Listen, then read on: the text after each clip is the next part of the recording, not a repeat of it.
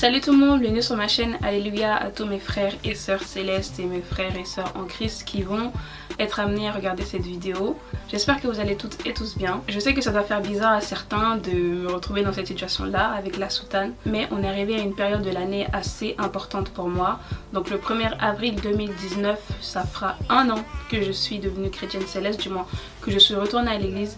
Donc pour cet événement là, pour cet événement assez important pour moi, j'ai décidé de faire une vidéo entière où je vais parler en gros de mon parcours spirituel, de comment j'ai été amenée à retourner à l'église, par quelles étapes je suis passée, comment ça se fait que j'ai même arrêté d'aller à l'église, sachant que je ne suis pas née dans l'église. Je vais tout vous expliquer. Donc je sens que la vidéo va être assez longue, je vous préviens d'avance. Prenez quelque chose à manger, prenez quelque chose à boire, asseyez-vous confortablement parce que je sens que cette vidéo va être très longue. J'espère, je prie pour ne pas que je me mette à pleurer, j'espère que la vidéo va bien se dérouler et je prie que le Dieu d'Oshofa parle à travers moi, je prie que le Dieu Tout-Puissant puisse vous apporter une certaine délivrance. En gros, si vous voulez savoir le bilan en tant que jeune sœur céleste qui vient de faire un an dans l'église du christianisme céleste, je vous invite à regarder la suite de cette vidéo. Donc cette vidéo sera séparée en 5 grandes parties. Donc la première partie, je vais attaquer tout de suite. J'ai décidé de parler de l'église du christianisme céleste, comment j'ai été amenée à me retrouver dans l'église, comment j'ai quitté l'église et en gros ce que c'est que l'église du christianisme céleste. Donc premièrement, qu'est-ce que l'ECC? L'église du christianisme céleste est une église révélée qui est née le 29 septembre 1947 au Bénin par notre feu pasteur fondateur Samuel Biléou Joseph Oshofa. Donc c'est une église hautement spirituelle, c'est une église d'esprit. Donc si vous n'avez pas une certaine base de spiritualité africaine, si vous n'avez pas une certaine base de religion, je comprends que ça peut être difficile pour vous d'assimiler tous nos rites, nos cérémonies, nos rituels, notre façon de faire, la façon dont nos cultes se dirigent, la manière dont on s'habille, etc. C'est une église qui est née en Afrique, particulièrement au Bénin, et puis ça s'est développé un peu dans toute l'Afrique, surtout dans l'Afrique de l'Ouest, Bénin, Nigeria, Togo, Côte d'Ivoire, Gabon, Cameroun, etc. Donc le but même de l'église, la raison pour laquelle l'Éternel Dieu Tout-Puissant a descendu cette église sur la terre, c'était pour qu'elle sanctifie le monde. Et on voit à quel point la sorcellerie, le vaudou, la méchanceté et juste les conditions dans lesquelles le peuple noir, le peuple africain et juste l'Afrique en entière vivait. Dieu a décidé de nous envoyer un prophète pour que nous puissions avoir accès au royaume des cieux. Donc le but de cette église, c'est de sanctifier le monde, c'est d'arrêter tout ce qui est sorcellerie, d'arrêter d'aller chez les marabouts, d'arrêter d'aller chez les voyants, d'arrêter d'aller chez les sorciers, etc. pour nous sauver de nos situations. L'église du christianisme céleste, c'est une église qui est basée sur la prière en fait. Dieu a vu à quel point les sorciers, les méchants, les esprits impurs, etc. étaient en train d'emmener son peuple à la perdition. Il voyait que beaucoup de ses enfants étaient en train de périr. Il voyait que le diable était en train de marquer de son sceau un grand nombre de ses enfants en Afrique. Donc il a envoyé cette église là pour que tout ce qui est vaudou, tout ce qui est sorcellerie soit anéanti. Donc beaucoup pensent que le CC c'est une secte. Beaucoup pensent que nous sommes un groupe de personnes, on vit dans notre univers, on est des fous, etc. Mais je pense qu'il faut vraiment connaître l'église, il faut vraiment avoir une base de spiritualité et surtout il faut vraiment avoir la foi pour devenir céleste parce que n'est pas céleste qui veut, c'est Dieu qui choisit. Et malgré les clichés, malgré toutes les épreuves par lesquelles l'église est passée, on est toujours là en 2019, sachant que l'église est née en 1947 et l'église en fait, on est la dernière barque, on est la barque qui viendra sanctifier le monde et on sera la dernière église sur cette terre, je peux vous le garantir. Après l'église du christianisme céleste, il n'y aura pas d'autre église. C'est-à-dire qu'après nous, on est la dernière alliance, on est la dernière barque. Donc l'alliance que Dieu a scellée avec notre peuple, l'alliance que Dieu a scellée avec Papa Oshofa, elle durera éternellement. Donc c'est pas du tout du communautarisme. Je dis pas que les autres églises, les autres religions pardon, sont meilleures que nous, sont pires que nous. Je fais juste un constat et je vous donne mon point de vue.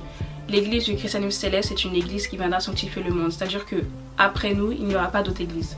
Pour ceux qui ne sont pas célestes qui regardent cette vidéo, pour ceux qui ne sont même pas croyants, il faut savoir que notre révérend pasteur fondateur Samuel Biléou Joseph Oshofa, le fondateur de l'église en fait, est décédé. Il avait précisément dit avant sa mort que nul ne se lève, que nul ne vienne prendre la tête de son église jusqu'à ce que Dieu lui-même choisisse quelqu'un. Sachant qu'à l'heure actuelle, on a 2 pasteurs qui se sont autoproclamés et qui sont eux-mêmes mis à la tête de l'église. Donc pour moi, l'église du christianisme céleste n'a pas de pasteur. Peu importe les autoproclamés, peu importe ce qu'ils revendiquent, pour moi l'église du christianisme céleste n'a pas de fondateur.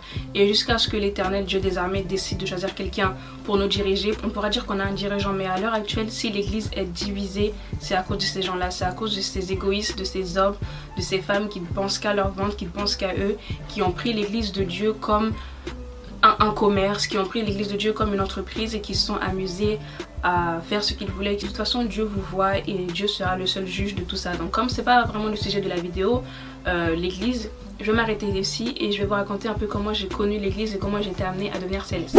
Donc comment j'ai connu l'église du christianisme céleste? En fait, il faut savoir que j'ai pas grandi dans une famille céleste. Je ne suis pas née dans l'église non plus. Du côté de ma mère, ils étaient tous évangélistes. Ma mère appartenait à l'église de Réveil. Ses parents aussi, j'imagine que ses grands-parents aussi, ils étaient tous évangélistes et appartenaient à l'église du Réveil en Côte d'Ivoire. Et du côté de mon père, ils sont pas vraiment croyants, du moins j'ai pas reçu une éducation religieuse de la part de mon père et du côté de mon père. Donc en ce qui concerne son côté à lui, je ne peux pas vraiment vous dire quelles étaient leurs pratiques, quelles étaient leurs croyances parce qu'ils n'étaient pas vraiment religieux. J'ai reçu l'éducation religieuse et une base de spiritualité à travers ma mère qui était qui est toujours, elle est pas morte, hein, une femme très croyante, très religieuse. Donc c'est grâce à elle que je suis là actuellement. Donc je suis née au pays, je suis née en Côte d'Ivoire et bon, j'ai pas vraiment de souvenir de ce qui s'était passé avant, mais on avait l'habitude d'aller à l'église de Réveil, on avait l'habitude d'aller dans les églises évangélistes. Et puis quand on arrivait en France, ma mère devait s'occuper de nous, de moi, ma grande soeur, mon grand frère et tout. Donc c'était compliqué pour elle d'avoir la vie religieuse et la vie, on va dire, dans le monde. Donc tout de suite, en fait, son but en arrivant ici, c'était de s'occuper de nous. Et elle s'est mise dans le travail, elle a travaillé jour et nuit comme une dingue pour s'occuper de nous. Donc elle a un peu mis de côté sa vie religieuse et sa relation, je dirais pas sa relation avec Dieu, mais plutôt son côté religieux. Donc une fois qu'on arrivait en France, c'était un peu waya pour nous, l'église céleste par-ci, l'église évangéliste par-là, on était un peu entre les deux si vous voulez. La majorité des gens de ma famille, en tout cas du côté de ma mère, sont très religieux, sont très spirituels. Elle a beaucoup de ses frères, de ses oncles, etc. qui étaient célestes depuis le pays, c'est-à-dire qu'ils sont nés dans l'église eux-mêmes, qui étaient chargés, qui étaient wali, etc. Et puis on a aussi beaucoup de chrétiens évangélistes, donc j'étais un peu entre les deux. Mais ce qui est sûr, c'est que j'ai toujours grandi avec Dieu dans ma vie, j'ai toujours grandi en ayant une croyance en Dieu, en Christ, en l'Esprit Saint. J'ai jamais été athée de ma vie. Mais c'est pour vous dire que je n'ai pas grandi dans l'église du christianisme céleste jusqu'à ce que, je crois que c'était quand j'étais en primaire ou quelque chose comme ça, quand j'avais à peu près 10 ans. Il y a un de nos oncles, du côté de ma mère toujours, qui est céleste. En fait, je crois qu'il est suprême évangéliste, je me souviens plus trop de son grade. Mais ça fait très longtemps qu'il est dans l'église du christianisme céleste depuis le pays. Et un jour, il nous a invités dans sa paroisse. C'était à Drancy. Donc il nous a invités dans sa paroisse, sachant qu'on connaissait l'église depuis le pays. En Côte d'Ivoire, l'église à cette époque-là était très, voilà, avait pris déjà une ampleur assez importante. Donc on connaissait le CC depuis le pays, mais on n'était pas céleste. Donc il nous a invités dans sa paroisse et puis on est allé. On est allé une fois, 2 fois, 3 fois, 4 fois. Et puis c'est devenu un peu un rituel pour nous, une habitude pour nous.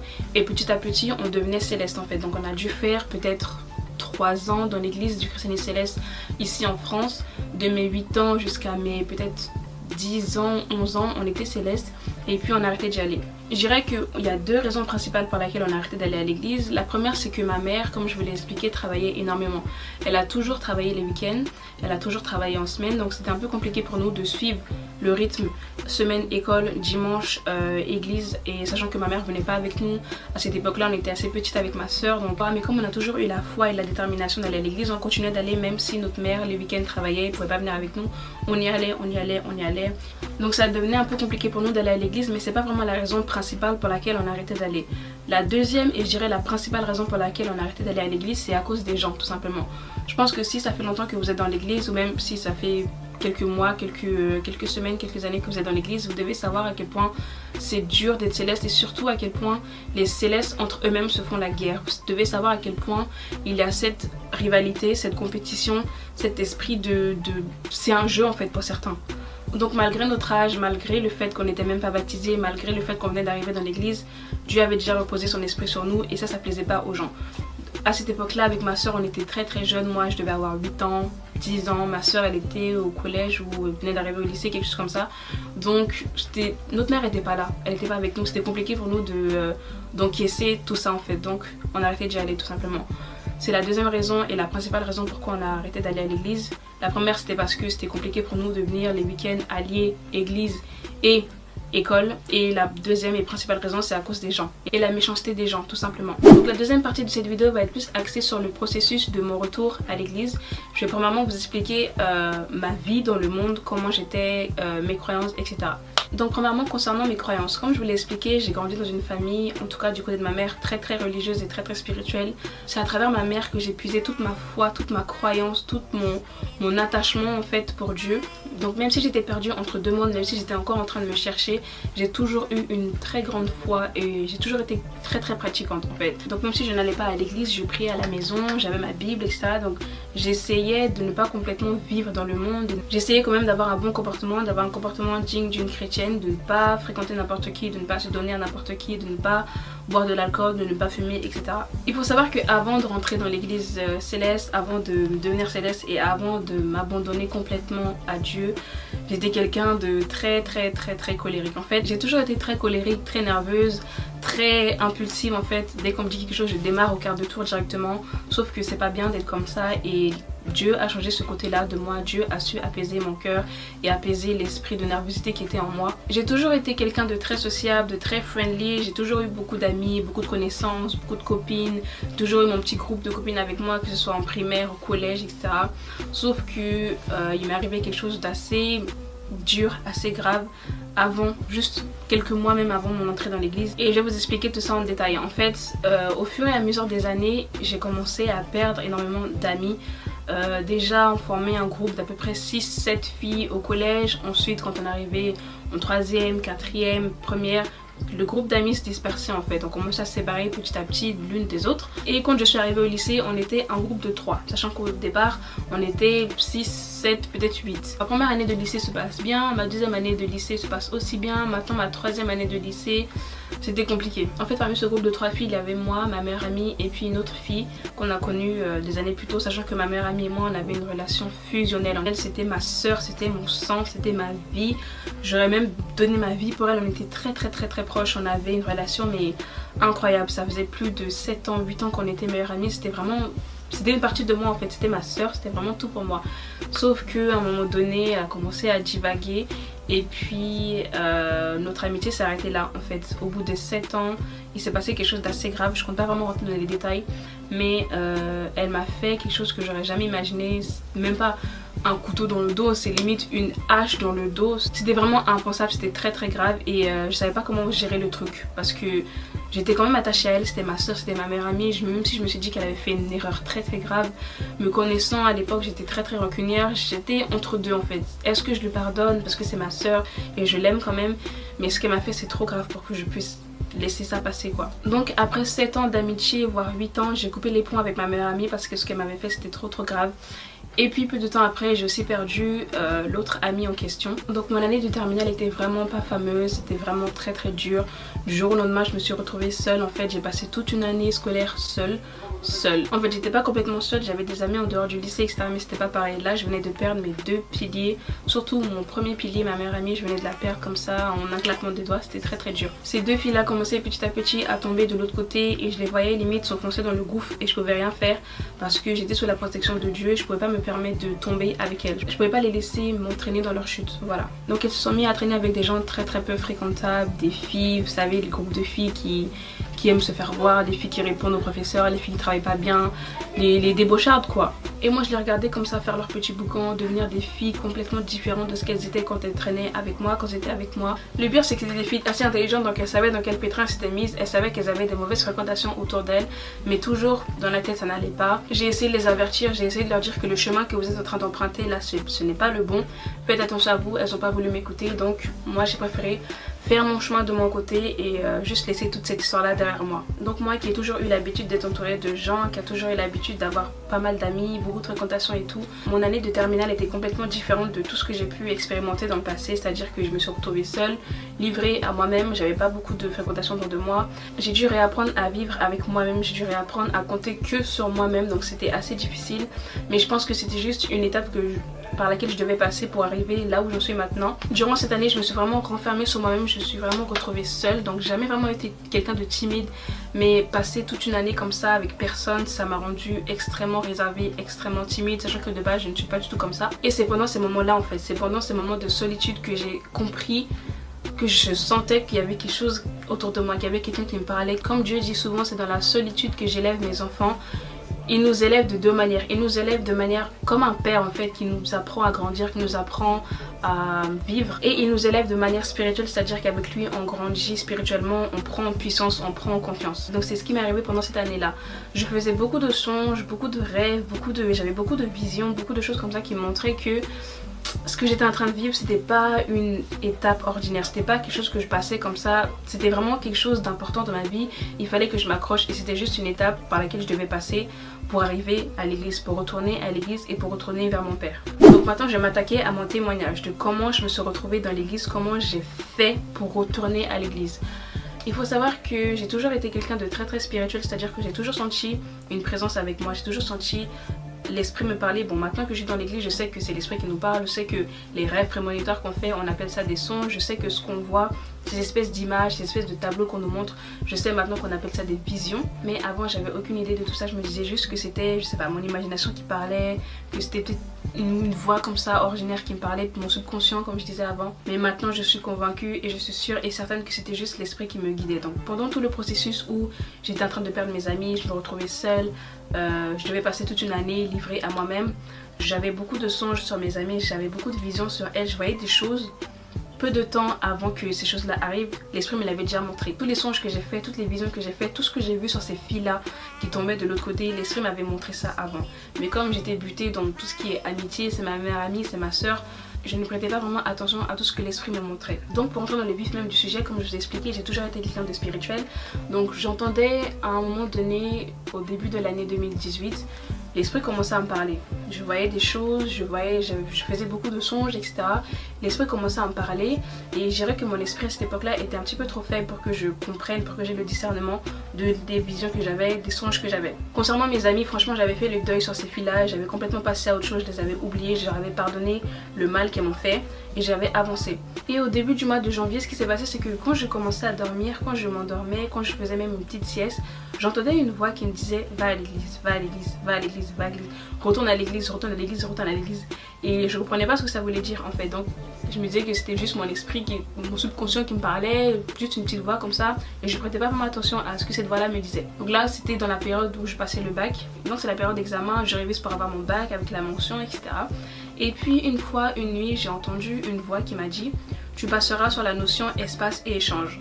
Pour ceux qui ne savent pas, ici le bac en France, en gros, pour l'oral d'anglais, on a plusieurs thématiques et c'est tiré au sort par l'examinateur. On n'a pas vraiment de chance de tomber sur tel ou tel sujet, c'est l'examinateur qui choisit, c'est au hasard complètement. Toujours dans les révisions du bac, la voix continue de me dire tu passeras sur la notion espace et échange, tu passeras sur la notion espace et échange. Le jour de mon examen, je suis allée au bac et il s'avère que l'examinatrice devant moi choisit les sujets. Elle ouvre la boîte, elle fouille les petits papiers et puis elle ouvre, elle prend la notion et c'était marqué espace et échange. Devant Dieu, devant les hommes, l'ange de l'Éternel m'avait prédit à l'avance sur quelle notion j'allais passer au bac. Donc malgré le fait que j'avais été prévenue à l'avance sur quel sujet j'allais passer, je me suis pas vraiment attardée à réviser cette notion-là en particulier. J'avais révisé vaguement un petit peu et puis je suis allée le jour J. Je suis passée sur cette notion mais j'étais pas vraiment dans le mood, je me sentais pas bien en fait. Donc je dirais pas que j'ai foiré cette notion là, j'ai eu une bonne note quand même, mais d'habitude je fais mieux en fait parce que je suis carrément presque bilingue et c'était une notion d'anglais et j'ai une note assez moyenne. Ce qui m'a passé, je continuais d'entendre cette voix va à l'église, va à l'église, va à l'église, va à l'église et à un moment donné je décide de prendre la décision d'y aller. Donc je me lève un matin, un dimanche, il était dans les environs de 10h30, 11h. Maintenant je sais que le sabbat commence à 10h au Céleste. Mais à l'époque je faisais la grasse matinée jusqu'à pas d'heure, je me levais comme ça à 10h, 11h30. Donc je me lève et je vais voir ma mère et je lui demande maman est-ce que je peux aller à l'église. Donc elle est surprise, elle me demande pourquoi tu veux aller à l'église. Et je dis que bah voilà il y a une voix depuis quelques mois qui me dit tout le temps va à l'église, va à l'église, va à l'église, va à l'église. Donc je vais écouter cette voix et puis je vais retourner à l'église. Donc ma mère a son habitude de travailler le week-end, donc elle m'a laissé un peu d'argent pour la quête et puis elle est partie au travail. Donc je me prépare petit à petit et c'est là que j'ai vu que Dieu était grand. En fait j'ai commencé à me souvenir que dans l'église céleste les femmes couvrent leurs cheveux, qu'on porte la soutane, etc. Sauf que nous les soutanes qu'on avait à l'époque quand on venait en 2008, 2010, on les a perdues. Donc je me prépare petit à petit et puis en vitesse je sors de chez moi pour aller prendre le bus, sachant qu'on est dimanche et qu'il est 11h, j'ai déjà raté une grande partie du sabbat donc je me dépêche. Et puis là il y a la même voix qui m'a dit de retourner à l'église qui me dit n'oublie pas de prendre ton foulard. Donc je suis déjà en bas, je remonte tout en vitesse pour prendre un foulard et je prends le premier foulard que je vois. Et il s'avère que le premier foulard que j'ai pris était un foulard noir, sachant que les chrétiens célestes n'ont pas le droit de porter d'habits rouge ou noir. J'ai pris le premier foulard que j'ai vu et je l'ai emmené avec moi. Donc je pars en chemin pour aller à l'église et tout. Je me souvenais qu'il fallait prendre un bus, le 143, et que je devais descendre à quelques stations. Sauf que le malin a tout fait pour ne pas que j'arrive à bon port. Donc il y a une église sur le même chemin pour aller au Céleste qui est protestante, une église catholique. Donc je sais pas, moi je me suis dit, on m'a demandé d'aller à l'église, il fallait que je prenne le 143, donc j'ai pris le bus et là j'arrive devant l'arrêt et puis il y a une grande église protestante. Donc je rentre là-dedans et là je rentre dans l'église et je vois que c'est une église protestante. Je me dis mais c'est bizarre parce que je me souviens qu'au Céleste on porte les vêtements blancs, la femme se couvre les cheveux. Là je vois que tout le monde a les cheveux découverts, que personne ne porte des soutanes, personne c'est bizarre. Donc je reste là quand même, je fais le culte avec eux alors que je suis pas du tout à ma place. Et puis le moment de retourner chez moi, la même voix qui m'a dit de retourner à l'église, qui m'a dit de prendre mon foulard, c'est la même voix qui me dit non, tu n'es pas encore arrivé à l'endroit où tu dois être, retourne. Sachant que je voulais prendre le bus pour retourner chez moi, donc j'ai pris le 143 pour retourner à la maison. Là j'ai encore perdu peut-être une demi-heure si c'est pas 40 minutes. Je prends le 143, je retourne de l'autre côté et là il y a encore cette voix qui me dit de prendre le bus pour retourner à la paroisse. Donc je prends le bus et cette fois-ci je demande à ma soeur c'était quel arrêt on descendait où quand on allait à Drancy à Hôtel de Vie. Donc elle m'a dit descends à Square de Libération.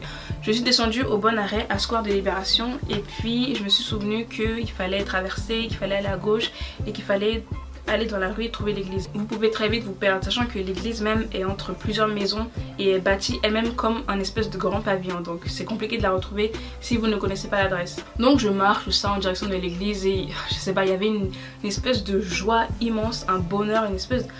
quelque chose autour de moi qui me rendait mais tellement heureuse. Je marche, j'arrive et il y a une dame qui m'ouvre la porte. Au début je sonnais, personne n'ouvrait. J'entendais des gens qui chantaient, j'entendais des gens qui parlaient mais personne n'ouvrait. Je sonne et là il y a une maman qui ouvre la porte. Elle me dit Alléluia et je dis allez, je lui réponds Alléluia. Et puis elle me demande tu n'es pas impure j'espère. Et je lui dis non, sachant que bon, j'avais passé 10 ans dans le monde, j'avais passé 10 ans sans retourner à l'église, bien sûr que j'étais forcément impure. Donc dans tous les cas j'étais impure. Donc je lui ai dit non, mais bon elle a vu que j'étais en civil, elle a vu que j'étais un petit peu perdue. Donc elle m'a envoyé vers un portier, un devancier qui m'a fait la prière de sanctification. Donc j'ai pris mon bain et puis je suis rentrée dans le temple. Quand je suis rentrée dans le temple, j'étais mais tellement heureuse, tellement comblée de joie, tellement le bonheur m'avait envahi en fait. J'étais tellement contente d'arriver à bon port. Je vous expliquais, le 1er avril 2018 je suis retournée à l'église, c'était le premier jour. Et puis je suis retournée une deuxième fois, une troisième fois, une quatrième fois. Et puis au bout de 1 mois et demi, 2 mois, je me suis fait faire une soutane.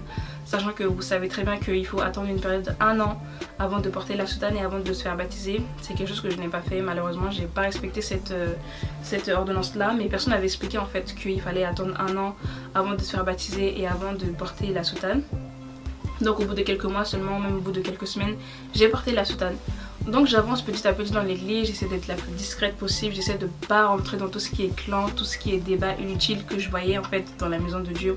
J'essaie de rester dans mon coin et de regarder que Dieu, seulement Dieu et Dieu seul. Je voyais que même si on était dans la maison de Dieu, il y avait énormément de clans, il y avait énormément de disputes, d'esprit impur, il y avait énormément de souillure, il y avait énormément de jalousie, de convoitise et tout ça, ça me plaisait pas en fait. Déjà que je suis quelqu'un d'assez réservé de base, mais quand je vois que les gens qui sont en face de moi ne m'inspirent pas confiance, ne me donnent pas envie d'aller vers eux, je me mettais en retrait. Je me mettais vraiment en retrait, je restais dans mon coin. Donc tout se passe bien, petit à petit je prends mes marques. Comme je suis quelqu'un de très passionné et de très motivé, quand je fais quelque chose je le fais à fond. Donc là Dieu m'a donné une mission, il m'a permis de travailler dans sa maison, il m'a permis d'œuvrer pour lui. Donc je me suis très vite mis à travailler un peu à gauche à droite, dans le reportage, etc. Tout se passait très bien. Et par la grâce de Dieu j'ai commencé à aller à l'église seule comme vous le savez au début. Et puis au bout de quelques mois ma mère est venue, et puis au bout de quelques mois ma soeur est venue, et puis mon frère nous a rejoints par la suite. Donc je bénis le Dieu d'Oshofa, je bénis l'éternel Dieu tout-puissant, le Dieu pourvoyeur de m'avoir autant béni, de m'avoir autant assisté et de m'avoir autant protégé durant toute cette année, toute ma première année en tant que jeune céleste. Et je le bénis de m'avoir fait retourner dans une église. C'était bien la période de l'été, j'étais censée partir au pays avec ma mère, mais bon on a eu quelques petits soucis donc je suis restée. Du coup j'avais du temps libre et j'ai utilisé ce temps libre là pour aller à l'église et pour me former. Je me rappellerai toujours de ce qu'un de nos devanciers m'a dit quand je suis arrivée. En gros pendant 1 an et demi voire 2 à 3 ans, quand tu arrives dans l'église tu dis rien, tu examines et tu observes. Donc c'est ce que j'ai fait pendant cette période là. Donc ce que je faisais c'est que j'allais au culte des miséricordes les mercredis, j'allais au culte de nouvelle lune petit à petit, j'allais au culte des visionnaires et de force de sanctification les vendredis. J'étais pas encore baptisée pour monter à la chorale, donc samedi je faisais rien. Et puis j'allais au sabbat les dimanches, donc j'étais vraiment motivée, déterminée. J'avais la force, l'envie, la conviction d'apprendre et de retourner vers Dieu et surtout de rattraper le temps perdu en fait. Parce que mine de rien, passer 10 ans sans être dans l'église céleste, c'est très dur en fait. Il s'était passé tellement de choses entre temps, j'avais vécu tellement de choses, en fait j'avais tellement de questions sans réponse dans ma tête que là il me fallait des réponses, il me fallait qu'on m'explique des choses, il me fallait qu'on m'explique pourquoi je suis comme ça en fait, pourquoi je reçois ces messages là, pourquoi je vois certaines choses, pourquoi j'entends certaines choses, pourquoi je ne suis pas comme les autres en fait. Et je voyais petit à petit des changements opérer dans ma vie, comme je vous expliquais, la grâce nerveuse, colérique, très impulsive que j'étais avant, tout ça c'est fini. La grâce qui garde tout en elle, qui garde toute rancœur, qui garde tout énervement en elle, c'est fini. Dieu a reposé son esprit sur moi et il m'a accordé sa paix, l'esprit de reconnaissance et surtout l'esprit d'amour. Donc maintenant petit bilan de ce que j'ai pu observer dans l'église depuis que j'y suis, c'est-à-dire depuis un an, un peu moins d'un an. Comme on dit, n'est pas céleste qui veut, donc on se lève pas comme ça du jour au lendemain pour se revendiquer être céleste. C'est Dieu qui choisit, c'est Dieu qui nous emmène à être dans son église. Donc être céleste c'est vraiment pas facile, mais il faut s'accrocher, il faut se dire que c'est juste passager en fait, tout ce qu'on vit là. Il faut avoir la foi et il faut se dire que peu importe la tribulation, peu importe l'étape, peu importe l'épisode dans lequel on est, et Dieu ne nous abandonnera jamais.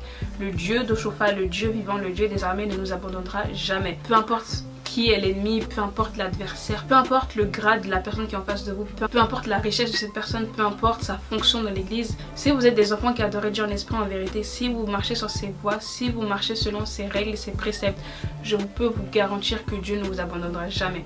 Moi j'ai parfois été tentée de quitter l'église parce que bon, moi j'ai ce côté très... en fait je supporte pas la pression. Voilà c'est ça, je ne supporte pas la pression, je ne supporte pas les mauvaises énergies, je ne supporte pas les mauvaises ondes, je ne supporte pas les mauvais comportements.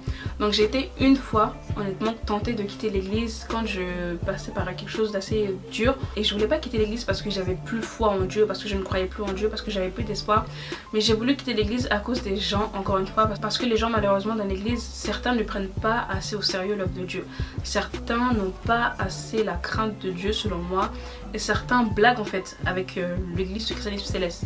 Et j'étais plus énervée contre mes frères et sœurs, j'étais plus énervée contre le comportement de certains quand je voyais que les gens ramenaient leur débauche, ramenaient leur impureté, ramenaient leur souillure dans l'église. Ça m'énervait en fait de voir ça. Et c'est plus à cause des gens et de leur comportement que j'ai voulu quitter l'église. Même si c'est un comportement qu'il ne faut absolument pas avoir. Ne soyez pas comme moi, ne soyez pas ne prenez pas tout à cœur en fait. Dites-vous que si les gens agissent mal dans l'église, ils rencontreront la colère de Dieu. Et c'est pas à vous de quitter l'église à cause d'eux, c'est pas à vous de prendre la décision de partir, d'abandonner l'œuvre que Dieu a mis entre vos mains à cause de ces gens-là. Quand je suis arrivée dans l'église, j'ai vu énormément de choses qui m'ont choquée, qui m'ont déçue, qui m'ont attristée. Malgré le fait que je vivais dans le monde, c'est vraiment dans l'église même que j'ai connu la méchanceté. C'est dans l'église même que j'ai connu l'orgueil. C'est dans l'église même que j'ai connu la débauche. C'est dans l'église même que j'ai connu la perversion en fait. Et je vous promets que depuis que je suis arrivée dans l'église, j'ai jamais vu autant de méchanceté. J'ai jamais vu autant de tension. J'ai jamais vu autant d'orgueil. J'ai jamais vu autant de compétition entre les gens. En fait, les gens pensent que les gens ont voulu ramener leur esprit de chair, leurs habitudes de la chair dans l'église et dans l'œuvre de Dieu, alors que ça c'est impossible. Tu vas voir que c'est dans l'église même que les gens se font la guerre, tu vas voir que c'est dans l'église même que les gens sont en compétition, sont en rivalité. Enfin ça c'est l'un des points négatifs de l'église et il faut juste pas perdre de vue son objectif. Il faut juste vous dire que vous n'êtes pas ici dans l'église pour faire ça, pour devenir comme ces gens là. Et moi je prie tous les jours mais vraiment que si jamais je suis amenée à devenir comme ces femmes orgueilleuse, remplie de jalousie, remplie de compétition, je veux plus, je n'accepte plus et je ne veux plus. Et vraiment que Dieu m'éloigne de devenir comme ces gens là, que Dieu m'éloigne, que Dieu m'épargne en fait. Donc cette partie-ci va plutôt s'adresser à la jeunesse céleste et en fait à tous les nouveaux qui ne connaissent pas l'église du christianisme céleste et qui entrent, qui arrivent dans l'église, qui viennent d'arriver dans l'église en fait. Moi le premier conseil que je peux vous donner c'est qu'il faut regarder Dieu, seulement Dieu et toujours Dieu. Être céleste comme je vous l'ai dit tout à l'heure c'est vraiment pas quelque chose de facile. Et si on ne s'accroche pas à la robe de Dieu, on peut très vite se détourner de son chemin, du chemin qu'il a tracé pour nous. Moi j'en ai vécu des choses dans l'église, hein. Même si ça fait seulement un an que je suis là, j'ai vécu des choses mais c'est juste incroyable de se dire que dans l'église de Dieu il se passe autant de choses. Il se passe autant de méchanceté, il se passe autant de jalousie, il y a autant d'envie, d'orgueil. Vraiment. Et malgré le mauvais comportement des gens, malgré l'ingratitude des gens, malgré la méchanceté des gens, il faut jamais penser à quitter l'église, même si moi j'ai été amenée à penser cela. Donc malgré tous les côtés un peu négatifs des gens, de la paroisse, de l'église en elle-même que j'ai pu rencontrer depuis que je suis ici, c'est que du positif que j'en retrouve. C'est juste des étapes par lesquelles on est obligé de passer, ça va nous fortifier, ça va nous aider à avancer. Donc ce que je voulais dire concernant les jeunes célestes, moi personnellement dans ma paroisse à Hôtel de Vie, il n'y a pas énormément de jeunes, c'est-à-dire qu'il y a quelques jeunes, des enfants qui sont nés dans l'église, mais c'est plus des jeunes de des enfants en fait. Soit ça va être des bébés qui viennent de naître, 1 an, 3 ans, 4 ans, soit ça va être des jeunes filles de allez, 12, 13, 14 ans, soit il y aura un petit groupe de jeunes d'entre 18 ans et les 20 ans, 21 ans. Et puis ensuite il y a les jeunes adultes, ceux qui ont entre 25 ans et 26, 27, 28, 29 ans. Sachant qu'il y a des paroisses ici en France, par exemple celle de Champigny, où il y a énormément de jeunes, des paroisses à Choisy, etc. où il y a beaucoup de jeunes. Moi dans ma paroisse il n'y a pas beaucoup de jeunes. Et je dirais que ça n'a pas quelque chose de négatif et de positif parce que les adultes nous encadrent et nous montrent le droit chemin et nous montrent quel comportement on doit avoir, quelle attitude on doit avoir et nous aident à avancer dans l'église. Tandis que je trouve que quand on est jeune et qu'on n'est pas encore stable spirituellement et quand on n'est pas encore assez mature, parce qu'il y a certains jeunes malheureusement qui ne sont pas encore stables mentalement et spirituellement, qui sont encore très fragiles et que à force de traîner avec d'autres jeunes qui traînent dans la débauche, qui ont un pied dans le monde, ça les entraîne et aussi à la perdition. Donc moi je suis contente que ma paroisse soit une paroisse avec en majorité des adultes. Maintenant, même si je ne suis pas très sociable, j'ai été amenée à aller dans des moissons, j'ai été amenée à être choriste, j'ai été amenée en fait à fréquenter des jeunes. Et ce qui me dérange et ce qui m'a choquée, c'est que j'en attendais plus des jeunes célestes. Pour moi, être jeune, c'est pas une excuse pour faire n'importe quoi. Être jeune, c'est pas une excuse pour ne pas suivre les voies de Dieu.